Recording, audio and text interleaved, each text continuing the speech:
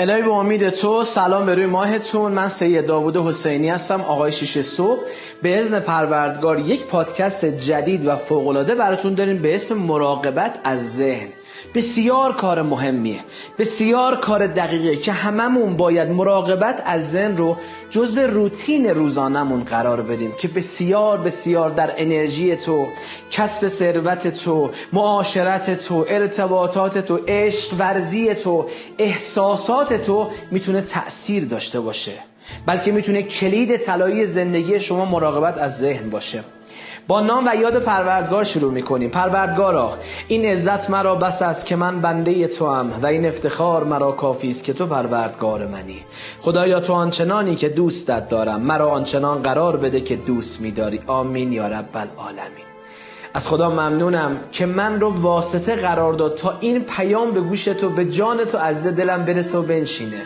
شکرگزار خداوند باش در هر لحظه‌ای که داری این پادکست رو گوش میدی. شکرگزار پروردگار باش و بدون خدا خواسته این کلام به تو منتقل بشه. خدای شکرت، خدای شکرت که در این لحظه من رو واسط قرار دادی تا این پیام رو به عزیز دلم منتقل بکنم و قدر خودت رو بدون، چون هر کسی لایق نمیشه و شاید لایق نیست تا در مسیر آگاهی و کسب علم و دانش قرار بگیره. وقتی حالت الهی شد، وقتی حالت فوق‌العاده شد، وقتی این اطلاعات عالی رو دریافت کردی، برای عزیزانت هم بفرست تا اونا هم لذت ببرن. میگم ذهنیت انسان یا ذهن انسان نیاز به مراقبت داره. چقدر بهش توجه میکنی؟ چون در غیر این صورت به بیراهه میره. کودک درون نیاز به مراقبت داره، فرزند شما نیاز به مراقبت داره، عشق نیاز به مراقبت داره، احساس، تصمیم گیری، معاشرت و هر چیزی که تو فکرشو بکنی اگر ازش مراقبت نشه به سمت بیراهه میره. ذهنم دقیقا همینطوره. آقا من حالم بده. امروز من مشاوره داشتم. این پادکست رو دارم در تاریخ 21 مرداد ماه 1402 برات ضبط میکنم. امروز یه مشاوره داشتم. عزیز دل من میگه من همه چیز دارم، همسر خوب، فرزند خوب، مال و اموال خوب، ارث و میراث خوب، شغل خوب، نمیدونم ظاهر و دکور و پوشش خوب، اما ذهن من دائما به بیراهه میره. گفتم بذار یه پادکست برات ضبط بکنم در مورد این که بابا تو چرا ذهنت به بیراهه میره، چرا کجا داری بهش استراحت اشتباه میدی که اون بخواد به بیراهه بره. این خیلی مهمه. ما استراحت داریم تا استراحت و مراقبت داریم تا مراقبت. ذهن انسان نیاز به مراقبت داره، چون در غیر این صورت به بیراهه میره. میخوام 3 پارامتر بهت بگم، 3 راهکار یا شاهراه بهت بگم که هر کدوم دوباره 3 تکنیک داره. 3 راهکار، 3 شاهراه میخوام بهت بگم که هر کدوم 3 تکنیک داره برای مراقبت از ذهن. مورد اول، آپدیت کردن. ذهن شما باید آپدیت بشه و این خیلی مهمه که شما ذهنتو درست و اصولی و پیش یه عزیزی که مسیر رو بلده آپدیت بکنی. باز این 3 راهکار داره که بهت بگم. مورد دوم، شارژ کردن ذهن. از یه جایی به بعد ذهن خسته میشه. تحقیقات ثابت کرده در طول روز حدود 60,000 رشته فکر ذهن ما گنجایش داره و تو بیشتر از اون وقتی بهش فشار میده ذهن خسته میشه که میتونه دلایل و عوامل متعددی داشته باشه که اونم باز راهکار داره بهتون عرض میکنم. و مورد سوم، سمزدایی. پس ما 3 شاهراه یا 3 راهکار اصلی رو بهت میگم به اسم آپدیت کردن، شارژ کردن و سمزدایی کردن در ذهن. حالا بریم به زیر مجموعه یا راهکارهای اینا اشاره بکنیم که به امید خدا نتیجه بگیریم. برای آپدیت کردن اولین چیزی که بهت پیشنهاد میکنم مطالعه کردنه. شاید بگی من کتاب صوتی گوش میدم، در ادامه بهت میگم که بری پادکست گوش بکنی. مورد اول میشه مطالعه کردن برای آپدیت کردن ذهن. مورد دوم میشه پادکست گوش دادن برای آپدیت کردن ذهن و مورد سوم استفاده از تجربه دیگران برای آپدیت کردن ذهن. این خیلی مهمه. دوستان، کتاب صوتی خالی از لطف نیست، اما خواندن کتاب میره تو ضمیر ناخودآگاه و تأثیرپذیریش چندین برابر بیشتره. پادکست گوش دادن یکی از راهکارهایی که ذهن شما رو آپدیت میکنه. این خیلی مهمه. مبادا از کنار این پادکست رو خیلی آسون بگذری. مبادا از کنار این پادکست رو خیلی راحت و حتی یک بار گوش بدی و بگذری، چندین و چند بار باید گوش بدی تا قشنگ جان مطلب رو دریافت بکنی. و مورد سوم، استفاده کردن از تجربه دیگران برای آپدیت کردن ذهن. این سه راهکار بسیار کاربردیه. بریم سراغ شارژ کردن ذهن. برای شارژ کردن ذهن باید خواب کافی داشته باشی. ببین 6 ساعت برای تو کفایت میکنه، اما اگه شد 7 ساعت چه بهتر. باید خواب کافی داشته باشیم دوستان. اینکه شما دیر وقت بخوابی و صبح زود بیدار شی بگی من سحرخیزم، این اشتباهه. بلکه تو هم به ذهنت، هم به قدرت تصمیم گیری، هم به جسمت داری آسیب میزنی. خواب کافی بسیار بسیار مهمه. مورد دوم برای شارژ کردن ذهن، طبیعت گردی یا گردش. من چقدر کار کنم، خسته شدم و من انقدر کار کردم دیگه نمیتونم تصمیم بگیرم و قدرت اختیار ذهن من از محدوده امن خودش خارج شده. من دیگه قدرت اختیار ندارم. یه تصمیمای هیجانی یا احساسی میگیرم که بعدها میام پشیمون میشم. تو باید مراقب این باشی. مبادا تفریح نکنی، اما گاهی اوقات 90% تمرکز باید روی کارت باشه و 10% روی تفریح. خیلی از آدم‌ها هستن همون 10% هم رعایت نمی‌کنن. برو به طبیعت گردی، برو به گردش، برو به اوقات فراغت، برو به ویکند و آخر هفته خوشگذرونی خودت رسیدن. و مورد بعدی، برای شارژ کردن ذهن ساعاتی رو دور از موبایل باشید. خیلی از آدما بنده موبایل شدن، به جای اینکه اون فرمان بده به موبایل، موبایل داره بهش فرمان میده. یالا تو احضار شدی، یالا بیا نوتیفیکیشن نگاه کن. ساعاتی از روز حتما اینترنت گوشیتون رو قطع کنید. اجازه ندین کسی شما رو احضار بکنه. اجازه ندین نوتیفیکیشن های متعدد و غیر گروه های مختلف ذهن شما رو پرت بکنه، به سمت حواس پرتی ببره. اجازه بده ذهنت شارژ بشه. و مورد سوم، سمزداییه. ببین از اینجا به بعد اصل داستان بازی با ذهن توی این پادکست شروع میشه. مورد سوم میشه سمزدایی. سمزدایی یعنی چی؟ یعنی همون افکار منفیه، یعنی اخبار منفیه، یعنی آدم منفیه، یعنی حال بده. یعنی تو خیابون رد شدی، دعوا درگیری دیدی، تصادف دیدی، اعلامیه دیدی و ذهنیت تو رو متشنج کرد و حال تو رو خراب کرد. سمزدایی یعنی این. 3 راهکار وجود داره، بسیار بسیار کاربردیه و دوست دارم هر روز انجام بدی. بسیار بسیار کاربردیه. باید در روتین روزانت بذاری مراقبت از ذهن رو، پاکسازی ذهن رو. مورد اول، مدیتیشن و دعا کردن به هر حالتی که دوست داری، به هر زبانی که دوست داری. اما ارتباطت وقتی با خدا وصل باشه سمزدایی میشه و خودش کمکت میکنه که تو سبک بشی از اون افکار و فشارهای منفی که وجود داره. مورد دوم، خلوت کردن با خودتون. خیلی مهمه. یه زمانی رو خلوت کن، چندی با خودت تو این زندگی. داری چی کار میکنی؟ آیا مسیری که داری میری درسته؟ آیا آدمی که تو زندگی توه درسته؟ آیا کسب و کار تو الان در حالت درسته یا نیاز به یک بازبینی یا مشورت با متخصص داره؟ و مورد سوم، نوشتن اهداف. در سال 1402 با این رشد تکنولوژی، در سال 2023 واقعا خیلی عجیب غریبه که کسی با این رسانه ها و با این محتواها، واقعا عجیب غریبه که کسی برگرده بگه من کاغذ اهداف ندارم. واقعا عجیبه. واقعا عجیبه. اگه واقعا میخوای از ذهنت مراقبت کنی، از اینجای پادکست رو خیلی خوب گوش کن. لطفاً تصمیم بگیر و تمام آدم‌های بیخودی رو از زندگیت حذف کن. ما خیلی آدم بیخودی داریم. ما خیلی رفیق‌ها و همسایه‌ها و معاشرت‌ها و دوستی‌هایی داریم که واقعاً بیخودیه و جز سنگینی بر ذهن ما هیچ چیزی نداره. تویی که دنبال موفقیت می‌گردی، خوب گوش کن. تویی که داری به این پادکست گوش میدی، خوب گوش کن. تویی که دلت میخواد به راههایی برسی که بهش میگن راه ثروتمندی، راه فراوانی، راه رسیدن به آرزوها، خوب گوش کن. کسی که دنبال پول سازی نیست با تو چی کار داره؟ کسی که دنبال پول سازی نیست با تو چی کار داره؟ فقط باید با آدمهای موفق معاشرت کنی، نشست و برخاست کنی. این خیلی مهمه. خیلی در مدار تو، در انرژی تو، در تفکر تو، حتی در شخصیت تو تأثیر میذاره. کسی که عشق نداره، کسی که هدف نداره، کسی که احساس نداره با تو چی کار داره؟ توی که به دنبال موفقیت میگردی، تو که داری این پادکست رو گوش میدی و میخوای یه چیزی دریافت کنی، به من بگو کسی که عشق نداره، احساس نداره، هدف نداره، با تو چی کار داره؟ قانون فرکانس میگه من به تمام معاشرت‌های تو عکس العمل نشون میدم. به تمام معاشرت‌ها. امروز با کی غذا خوردی؟ کی وارد محل کار و منزل تو شد؟ کیا رو موبایل تماس گرفتن؟ من به تمام اونا عکس العمل نشون میدم.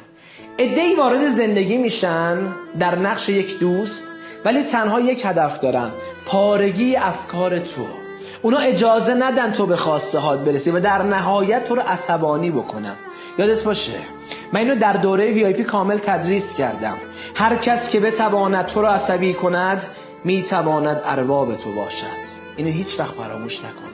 هر کس که بتواند تو را عصبانی کند میتواند ارباب تو باشد.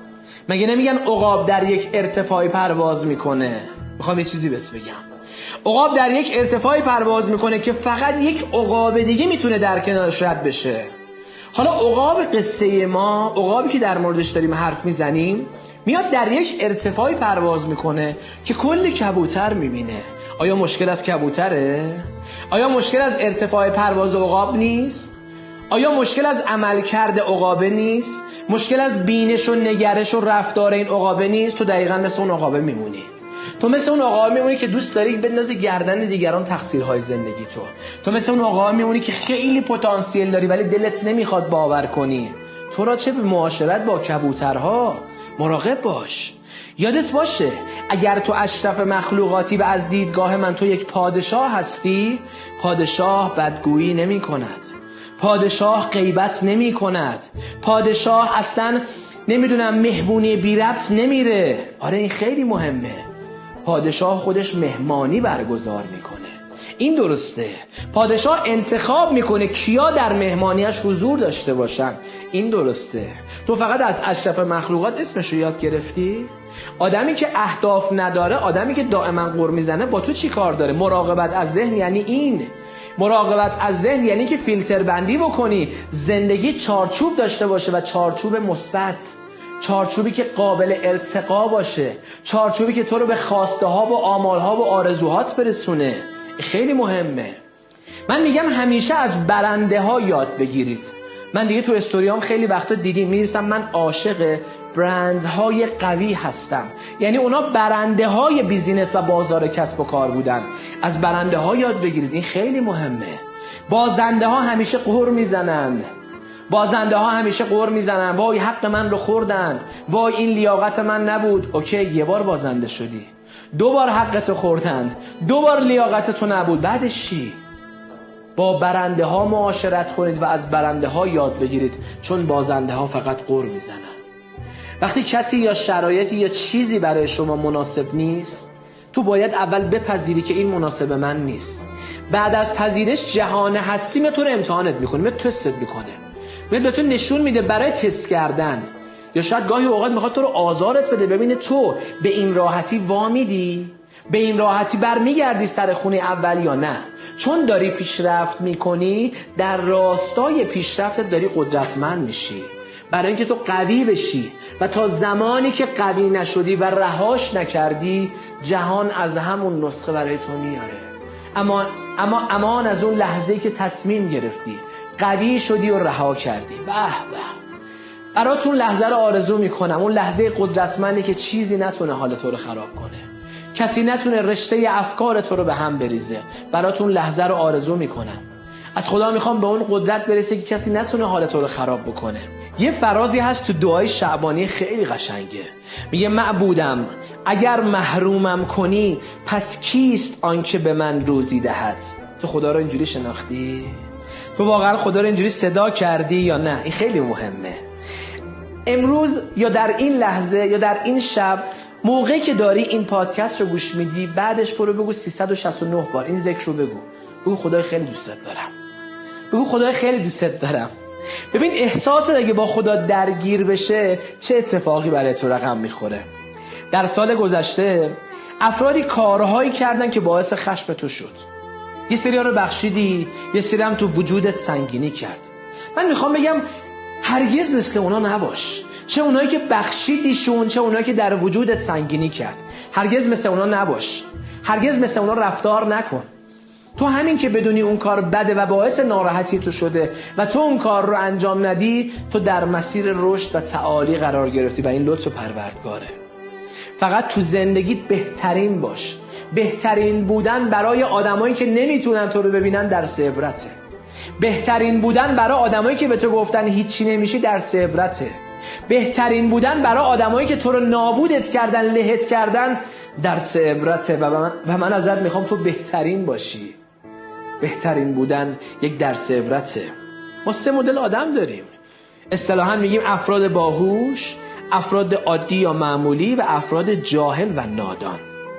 افراد باهوش از همه چیز و همه کس یاد میگیرن و این شعارشونه. میگه من نمیخوام، اصلا نمیدونم، برام مهم نیست کی میگه، ولی مهمه چی میگه. افراد باهوش میگن من کار ندارم، مسلمان، مسیحی، یهودیه، بذار ببینم چی میگه، چه ارزش افزایی میتونه برای من داشته باشه. افراد معمولی یا عادی میگن به تجربیات خودمون تکیه میکنیم. اینا چنین شخصیتایی دارن. و اما امان از افراد جاهل و نادان. از قبل پاسخ تمام سوالات رو میدانند. تو دوست داری کدوم باشی؟ در پاسخ سریعا به من میگی من دوست دارم جزو افراد باهوش باشم، ولی در عمل کردت آیا واقعا باهوش رفتار میکنی؟ آیا واقعا از همه چیز و همه کس یاد میگیری که سبک جدید و نوینی در زندگی خودت پیاده کنی؟ خیلی مهمه. 4 تا چیز رو باید از الان به مدت 1 سال بهش فکر کنی تا دقیقاً برای خودت رقم بزنی. 1. ثروتمند شدن. 2. یک بدن خوش فرم داشتن. 3. سفرهای مختلف تجربه کردن. و 4. ماشینتو عوض کردن. واقعا تو لایقش نیستی که از مثلا پژو و پراید به تویوتا هیوندا برسی؟ واقعا تو لایقش نیستی از تویوتا هیوندا به بنز و بی ام برسی، به پورش برسی؟ تو لایقش نیستی. حتی اگر لایقش نباشی، با گوش کردن به همین پادکست ها و عمل کردن به چیزایی که 6 صبح تو لایو بهتون میگیم، قطعا ارزش و لیاقت تو خیلی میاد بالاتر. چون هر روز یک کتاب داریم تدریس میکنیم. پولدار شدن حق شماست. یه بدن خوش فرم و عالی داشتن حق شماست. سفرهای مختلف رفتن حق شماست. و در نهایت ماشین ایدئال داشتن حق شماست. زندگی خیلی درسای بزرگی به من داده. یکی از بزرگترین درسای زندگی اینه که زندگی مثل دوچرخه سواری میمونه. من که نمیتونم وایسم، من که نمیتونم بعد دوچرخه سواری کنم و تصادف کنم و زمین بخورم. برای دوچرخه سواری خوب حفظ تعادل خیلی مهمه. و برای حفظ تعادل رکاب زدن خیلی مهمه. پس زندگی مثل دوچرخه سواری میمونه.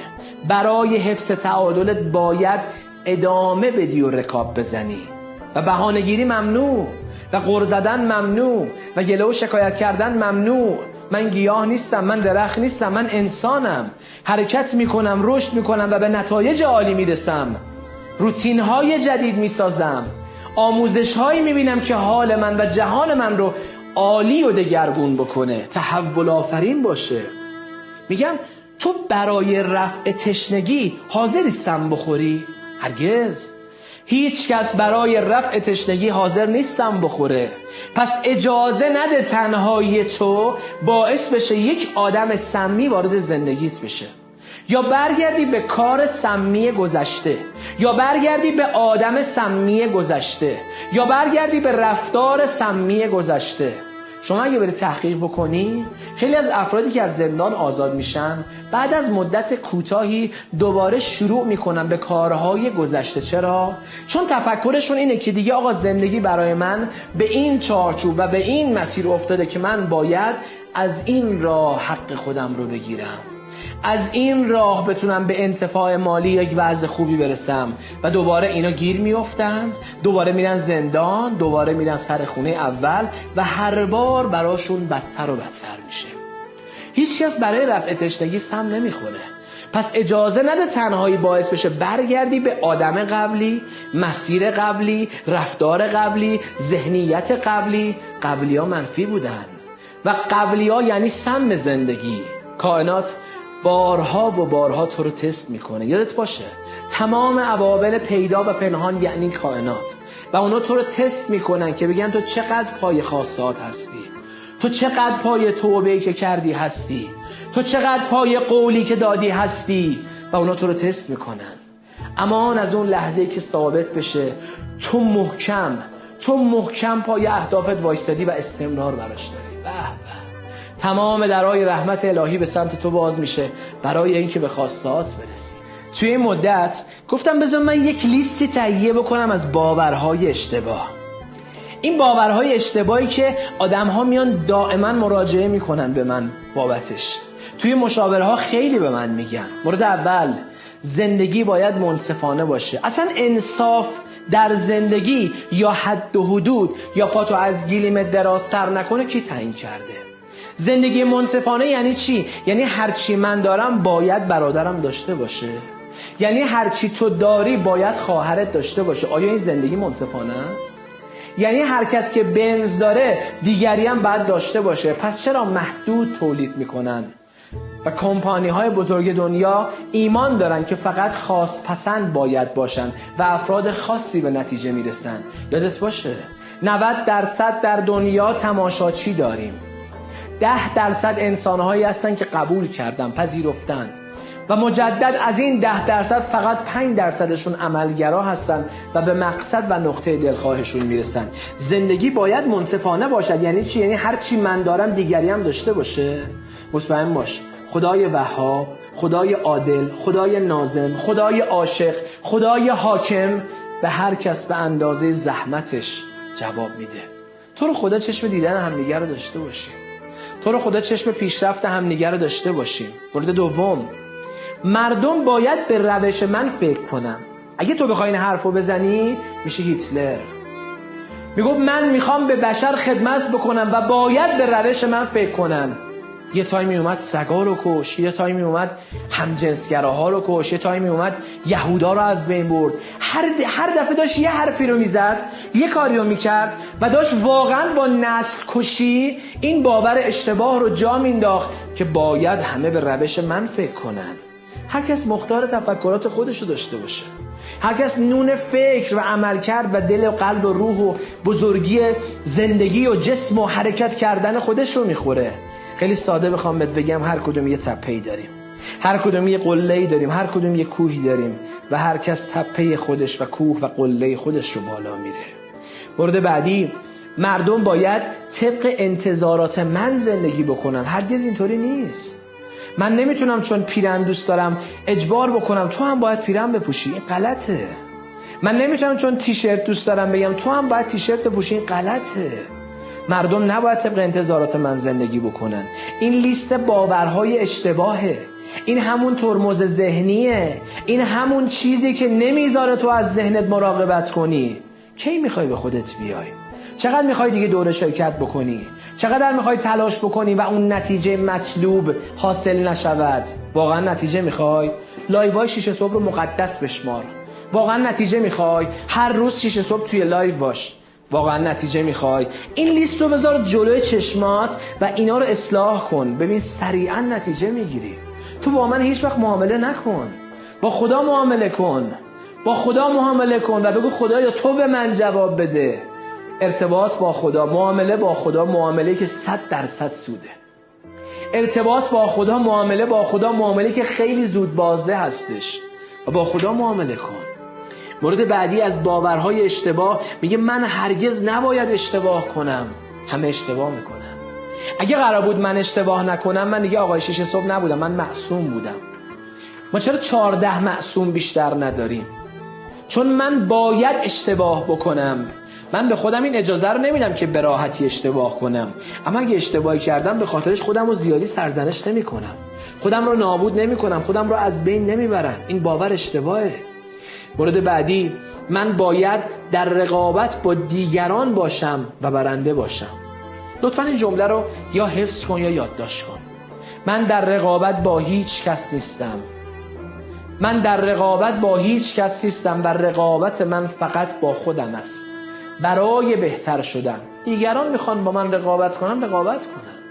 تمرکز من باید رو شماره 1 ماندن باشه. من در رقابت با هیچ کس نیستم. تمرکز من فقط روی خودمه. اینکه من نسبت به قبل انسان بهتری باشم، بهتر صحبت بکنم، بهتر راهکار بدم، احساس بهتری رو بتونم ساطع بکنم و منتشر بکنم در جامعه. باور اشتباه دیگه میگه من به هر قیمتی باید موفق شوم.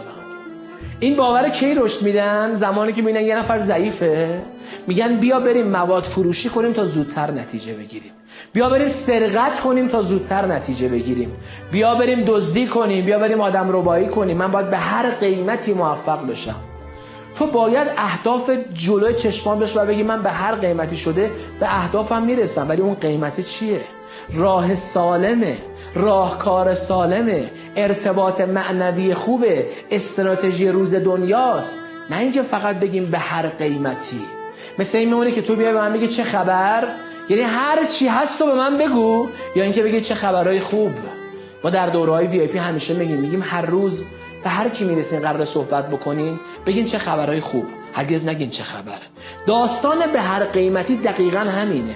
تو به هر قیمتی میتونی موفق بشی، ولی قیمت‌های خوب، منصفانه، صادقانه، خداپسندانه. و مورد بعدی، هیچ کس نباید به من نه بگه. ما باید قدرت نگفتن رو از خودمون شروع کنیم. ما باید یاد بگیریم گاهی اوقات به خودمون بگیم نه. من امشب دلم پیتزا میخواد. نه، تو در رژیم غذایی هستی. فست فود حال معنوی تو رو میاره پایین، سوسیس کالباس حال معنوی تو رو میاره پایین. تو باید نگفتن رو از خودت یاد بگیری، از کودک درونت یاد بگیری، بعد خانواده و جامعه. پس باید گاهی دیگران هم به تو بگم نه. این خیلی مهمه. من نباید انتظار داشته باشم همه مهر تایید بر افکار و گفتار من بزنن. عده‌ای باید بگن نه و این درسته. اگر اون عده‌ای درست بگن نه که به خودشون لطف کردن، و اگر اشتباه بگن نه که به خودشون ظلم کردن. جهان جواب میده. پس من نباید انتظار داشته باشم که کسی به من نه نگه. وای چه اتفاق بدی داره میفته. یادت باشه بهترین راه، بهترین فرکانس، بهترین مسیر اتصال به خدا و شکرگزاری الانت. دوستان یادتون باشه سم به خورد خودتون ندید. خیلی مهمه. گذشته سمه. تو باید گذشته رو به دست فراموشی بسپاری. تو باید برای الانت شکرگزار باشی و باید برای فردایی که در انتظار توه اشتیاق داشته باشی. سوره بقره آیه 186 میگه بنده من کنارتم. من رو صدا بزن تا دعای تو رو قبول کنم، اجابت کنم. تو چقدر صداش میزنی؟